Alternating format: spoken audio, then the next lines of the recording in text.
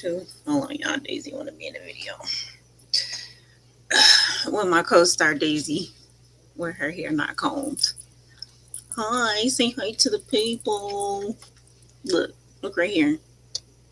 Nappy head. Hey y'all, I am in my room, in my junkie room, so I have my background blurred. And I just wanted to talk to y'all today about a little bit of the stuff we got going on here currently, planned, what we've done to get here, and then answer a few questions that I have been getting from a lot of people in my inbox. I wanted to go ahead and just answer in a video. So on days when I just don't feel like it, I don't have the energy, or I'm in rest mode and I'm not trying to pause my restoration phase to help people out, because giving and helping is what I do, but I got to take some me time too, you know. I want to put it up in a video so I can pull snippets out of the video and post it and then refer people to those videos. So before I start diving into everything, I don't have anybody in the room yet. This is a live recording. Let me do some of my housekeeping before I do that. I'm check. I'm live on Facebook and YouTube. I'm using Restream, if you're wondering what I'm using. And I'm on my computer. I'm on my desktop right now. I'm gonna switch to my phone though, because I'm gonna go outside and feed the animals, and hubby will be home in about an hour. So I'm wondering if I'll still be on here when he pull up. Kind of hoping that he does, so he can take the camera and give y'all a different view.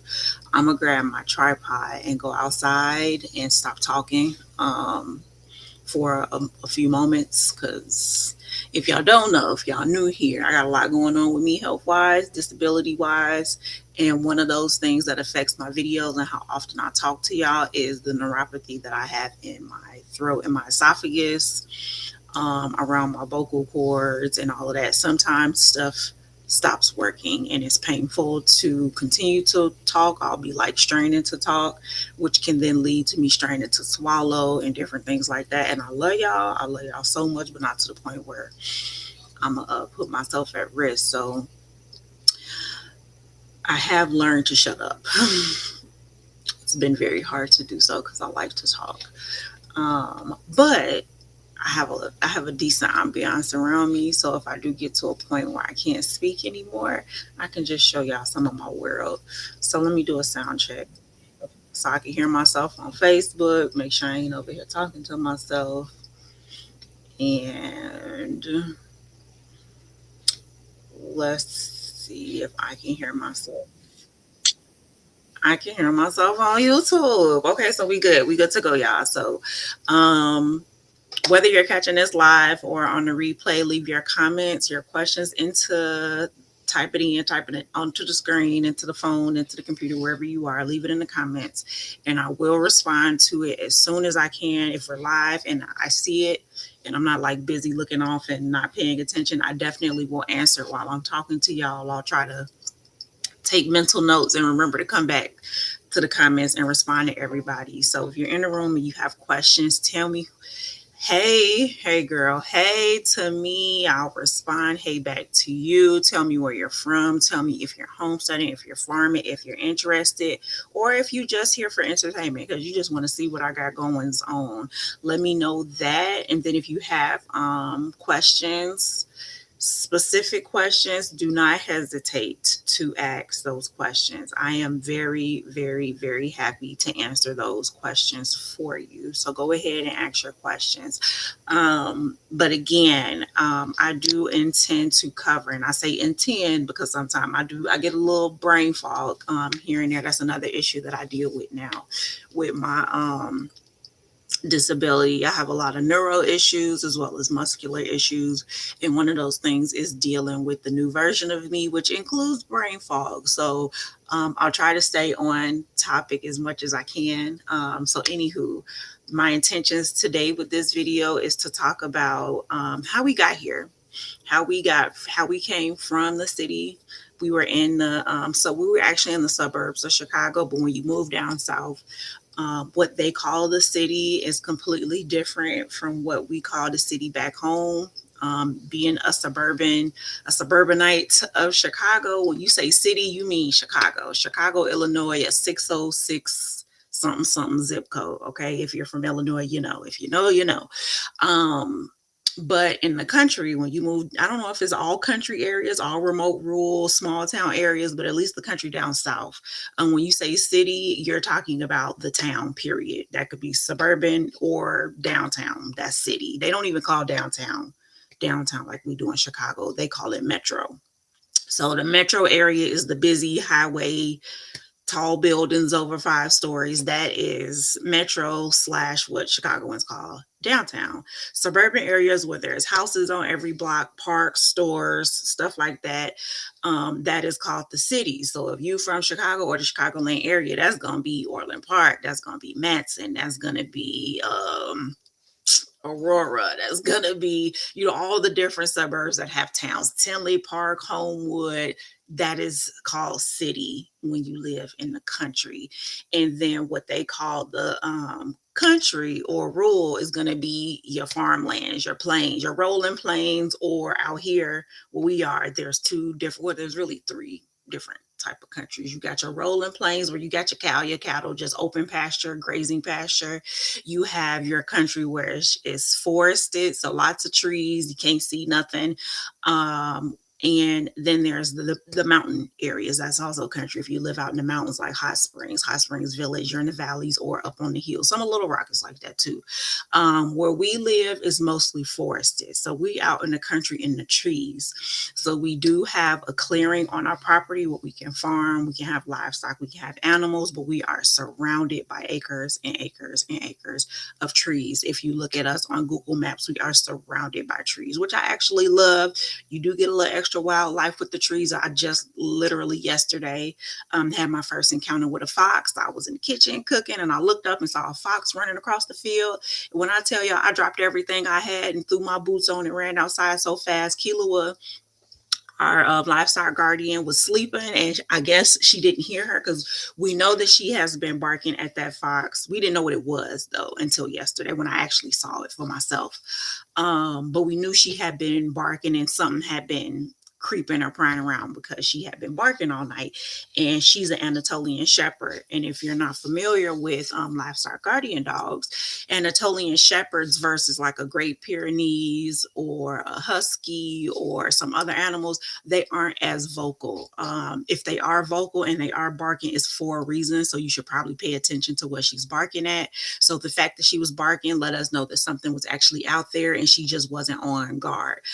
Great Pyrenees, which you do have a couple Great Pyrenees, Anatolian mixed puppies. Now they bark. They bark at everything. Anything pop up, show up, scare them, they bark. Kila, on the other hand, she's more observant first, bark on attack. Like she'll creep up on you. She'll stalk you, creep you. She ain't barking till she get near you already, or she's barking because she can't get to you. One of those things. Daisy, what are you doing? Daisy, stop it. Don't you about to Daisy?